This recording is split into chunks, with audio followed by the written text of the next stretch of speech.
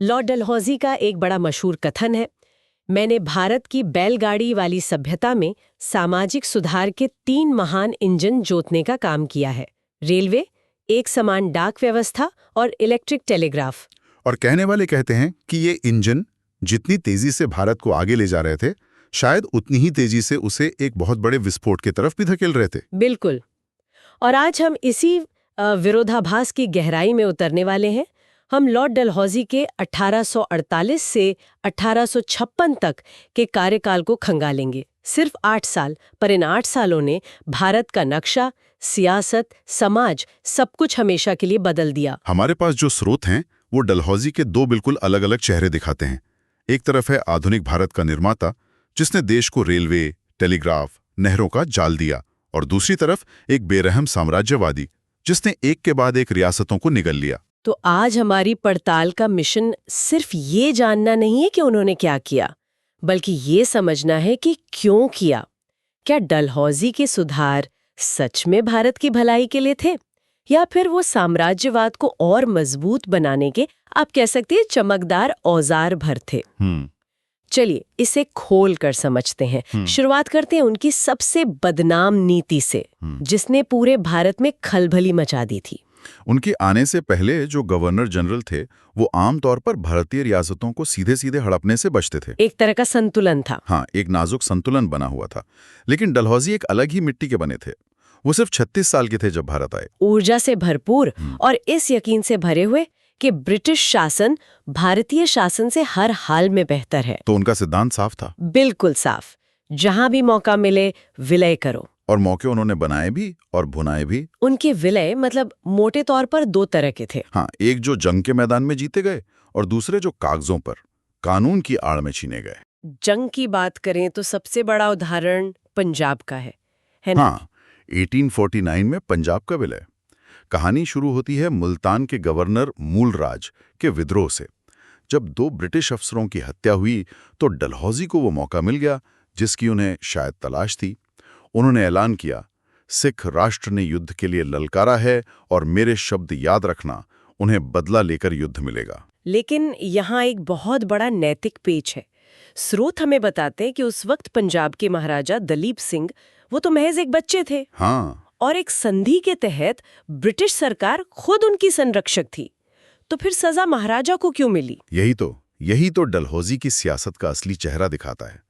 तर्क के हिसाब से तो राज्य में हुए किसी भी विद्रोह की जिम्मेदारी संरक्षक की होनी चाहिए थी, यानी अंग्रेजों की अपनी। सही बात है। इसीलिए तो इतिहासकार इवांस बेल ने इसे विश्वास का हिंसक हनन कहा है। लेकिन डलहौजी के लिए ये सब बातें मतलब बेमानी थी।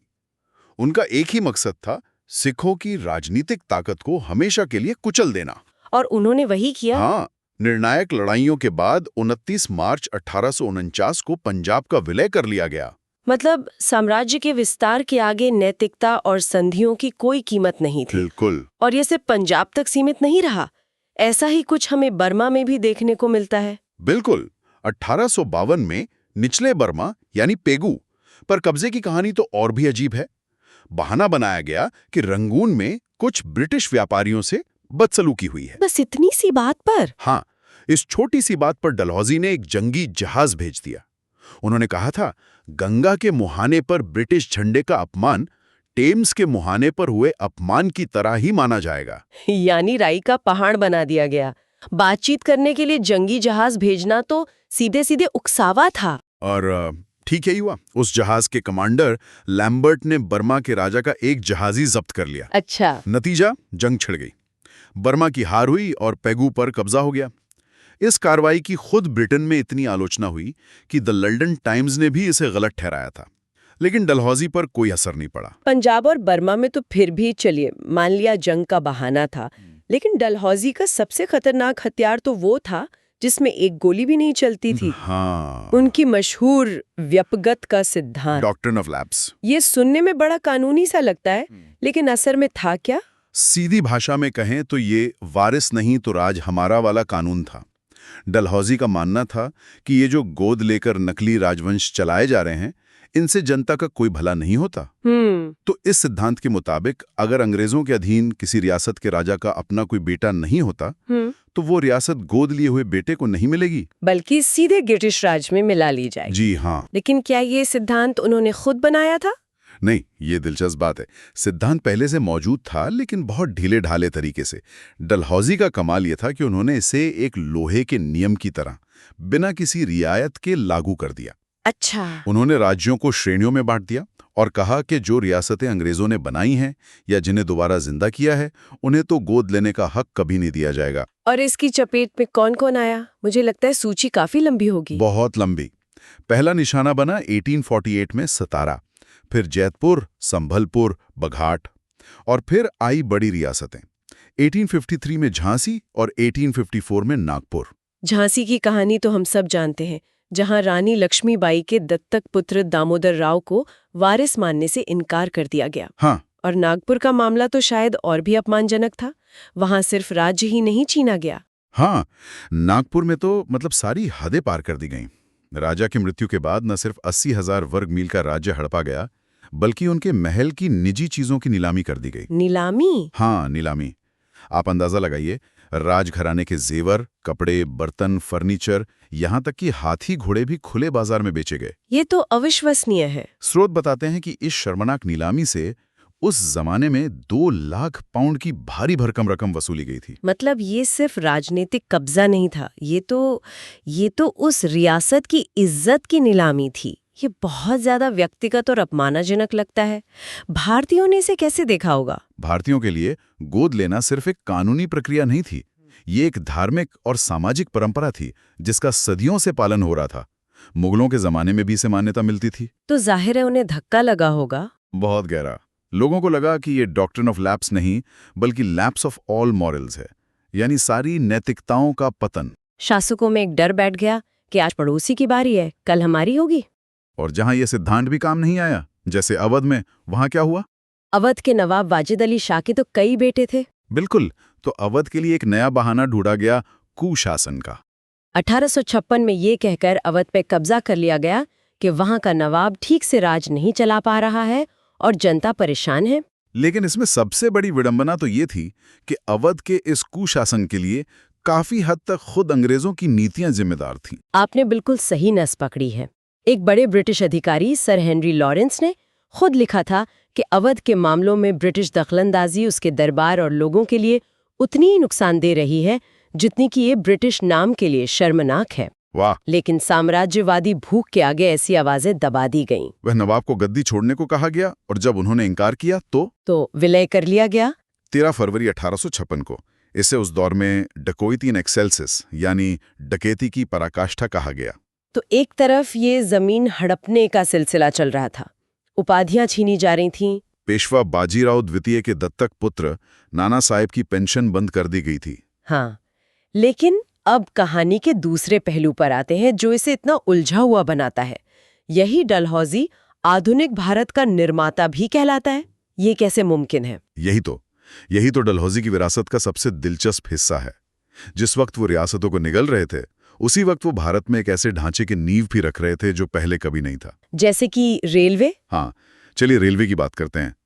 1853 में उनका मशहूर रेलवे मिनट एक दस्तावेज था जिसने भारत में रेलवे के भविष्य का खाका खींचा।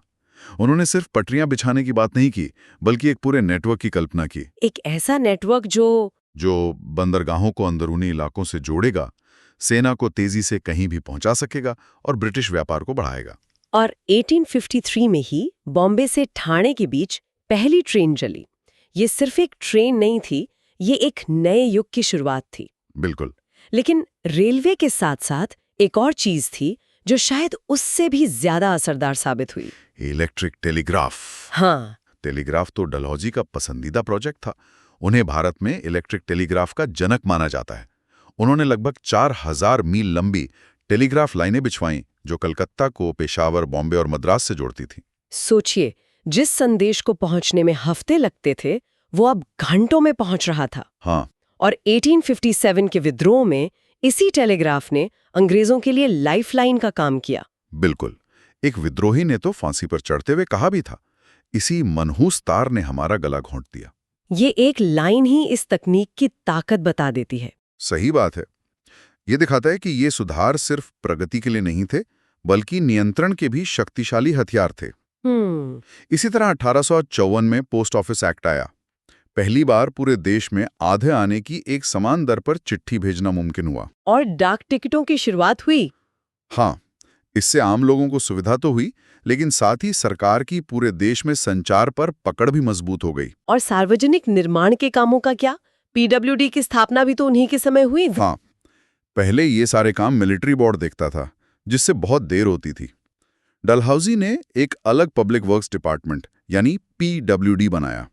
इस विभाग ने सड़कों और पुलों का जाल बिछाया और सबसे बढ़कर सिंचाई के बड़े काम करवाए। गंगा नहर जैसे? हाँ, गंगा नहर, जो उस समय दुनिया की सबसे लंबी नहरों में से एक थी, उन्हीं के कार्यकाल में पूरी हुई। इसे एक इंजीनियरिंग का चमत्कार माना जाता था। तो एक तरफ जमीनें छीनी जा रही थी और दूसरी तरफ उन्हीं जमीनों को सींचने के लिए नहरें भी बनवाई जा रही थी। हाँ, ये विरोधाभास हैरान करने वाला है। शिक्षा के क्षेत्र में भी तो एक बड़ा कदम उठाया गया था। हाँ, 1854 का वुड्स डिस्पैच, इसे भारतीय शिक्षा का मैग्ना कार्टा भी कहते हैं। चार्ल्स वुड के इस दस्तावेज ने पहली बार प्राइमरी स्कूल से लेकर यूनिवर्सिटी तक की एक पूरी शिक्षा व्यवस्था का खाका तैयार किया। और इसी के आधार पर 1857 में कलकत्ता, बॉम्बे और मद्रास में भारत की पहली 3 यूनिवर्सिटियों की स्थापना हुई। लेकर यूनिवर्सिटी तक की एक पूरी शिक्षा व्यवस्था का खाका तैयार किया। और इसी के आधार पर 1857 में कलकत्ता, बॉम्बे और मद्रास में भारत की पहली 3 यूनिवर्सिटियों की स्थापना हुई। जी। तो अब हम उस बड़े सवाल पर आते हैं जो इस पूरी कहानी के केंद्र में है। हाँ। एक तरफ ये सारे सुधार और दूसरी तरफ विलय की वो आक्रामक नीति। क्या डलहौजी को 1857 के महाविद्रोह के लिए जिम्मेदार ठहराया जा सकता है, जो उनके जाने के ठीक 1 साल बाद भड़क उठा? इस पर इतिहासकारों में हमेशा से दोहराई रही है। वी.एस. स्मिथ जैसे कई इतिहासकार मानते हैं कि हाँ, डलहौजी सीधे तौर पर जिम्मेदार थे। उनकी नीतियों ने भारतीय शासकों, जमींदारों, सैनिकों सबके मन में एक गहरा अविश्वास और असुरक्षा का भाव पैदा कर दिया था। उनकी हड़प नीति की रफ्तार बहुत तेज थी, है ना? बहुत तेज। किसी को संभलने का मौका ही नहीं मिला।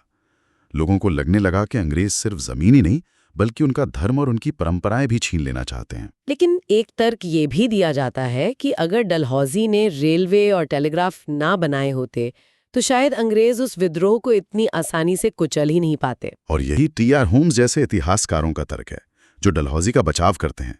वो कहते हैं कि डलहौजी ने तो विद्रोह को कुचलने के औजार तैयार किए थे। उनका मानना है कि विद्रोह की वजह डलहौजी की नीतियां नहीं, बल्कि बाद में हुए कुछ दूसरे फैसले थे। तो सच कहाँ है? क्या हम कोई एक नतीजा निकाल सकते हैं? अगर हम थोड़ा पीछे हटकर बड़ी तस्वीर देखें तो ये कहना गलत नहीं होगा कि डलहौजी ने उस बारूद को इकट्ठा करने का काम किया जिसमें बाद में एक चिंगारी लगी। अच्छा। हो सकता है विद्रोह उनके बिना भी होता, लेकिन उनकी नीतियों ने उस विद्रोह को एक राष्ट्रव्यापी स्वरूप दिया और कई बड़े नेता दिए, जैसे रानी लक्ष्मीबाई और नाना साहब। बिल्कुल, ये वो लोग थे जिन्हें डलहौजी ने सीधे तौर पर सताया था, और वही तो विद्रोह के सबसे बड़े चेहरों में से एक बने। तो सीधी नहीं, पर एक बड़ी जिम्मेदारी तो उनकी बनती ही है। हाँ, बनती है। तो आखिर में लॉर्ड डलहौजी को हम क्या माने, एक बनाने वाला या एक बिगाड़ने वाला? शायद वो दोनों ही थे। इतिहासकार सर विलियम हंटर ने उनके काम को 3 शब्दों में समेटा है: विजय, सुदृढ़ीकरण और विकास। विजय, सुदृढ़ीकरण और विकास। उन्होंने ब्रिटिश भारत का नक्शा मुकम्मल किया, उसे उसकी तार्किक सीमाओं तक पहुंचाया, और फिर उस नक्शे को रेलवे और टेलीग्राफ के लोहे के तारों से कसकर बांध दिया, ताकि वो एक मजबूत इकाई बन सके। हाँ, लेकिन इस पूरी प्रक्रिया में उन्होंने वादों, संधियों और नैतिकता की जरा भी परवाह नहीं की। तो क्या ये कहना ठीक होगा कि जिस आधुनिक भारत की नींव का पत्थर वो रख रहे थे, ठीक उसी पत्थर के नीचे वो असंतोष का टाइम बॉम्ब भी लगा रहे थे? ये उनकी विरासत का सबसे सटीक निचोड़ है। उनका दोहरापन ही उनकी असल कहानी है। उन्होंने भारत को आधुनिक बनाने वाले औजार तो दिए, लेकिन उन औजारों को चलाने वाली सोच विशुद्ध रूप से साम्राज्यवादी थी। और उसी सोच ने उस असंतोष को जन्म दिया, जिसने महज 1 साल बाद ब्रिटिश राज को उसकी सबसे बड़ी और सबसे खूनी चुनौती पेश की। आज की इस बातचीत से एक सवाल जरूर मन में उठता है, जिस पर हमारे श्रोताओं को सोचना चाहिए। क्या तरक्की और विकास हमेशा निष्पक्ष होते हैं, या उन्हें इस्तेमाल करने वालों का इरादा ही उनकी असली पहचान तय करता है? डलहौजी के मामले में रेलवे और टेलीग्राफ प्रगति के प्रतीक थे, या नियंत्रण के ज्यादा असरदार हथियार? इस पर जरूर सोचिएगा।